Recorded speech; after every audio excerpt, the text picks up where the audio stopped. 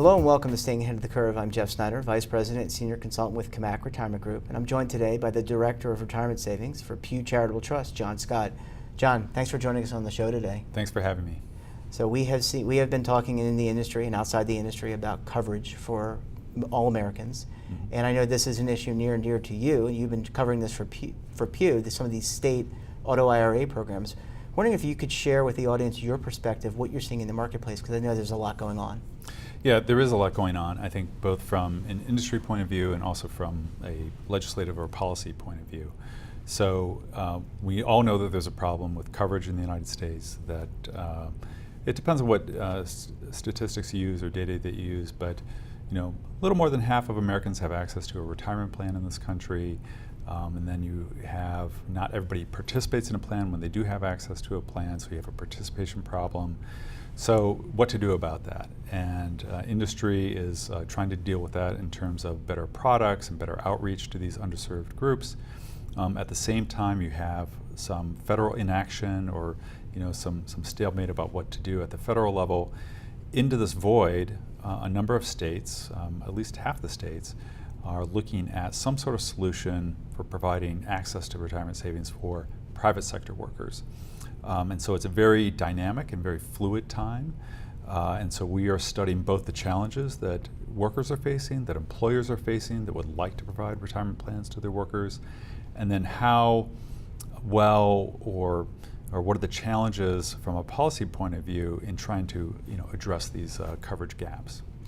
So one of the first states to pass this type of legislation, I believe, was Illinois, and we've seen other states follow suit. But to your point, I mean, this kind of comes on the president outlined his MyRA, however you refer to it, MyRA, at the federal level. So I think there's and we've also seen people talk about multiple employer plans or MEPs, and in terms of so I think there's a lot of a confluence of organizations and entities that are really looking at this and trying to come up with very interesting solutions, and this is just one alternative, and it seems like there's 50 different flavors.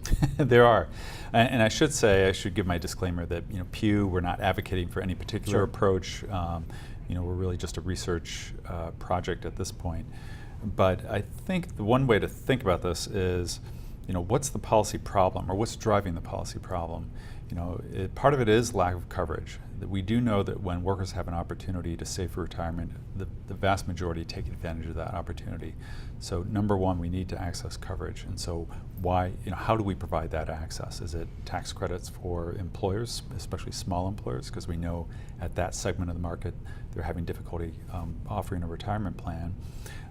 Or is it that we just need to start enroll people into a savings program, whether at the federal level or at the state level, and get people into the system, start saving, even at a small amount, even if it doesn't generate a lot of an account balance in the short term. So what's the nature of the problem? Is it one of inertia? Is it just the right incentives for employers or for workers?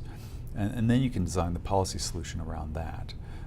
But you're right. I think you can view this as a glass is half full or half empty kind of thing, in the sense that, yes, we have a lot of different competing proposals, but in another sense, we have a lot of, almost like a laboratory of democracy approach, where we can see, New Jersey and Washington State are doing the marketplace.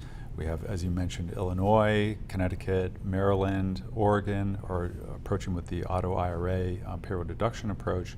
And we can sort of see what's going to work and what might not work, or how we might improve things. Perhaps that'll lead to a better federal solution down the road. I think you make up some really good points, and I think states are the laboratories of democracy. This is where all the ideas come from, and I think they just need to be vetted and thought through and evaluated and figure out to your point, what are best practices.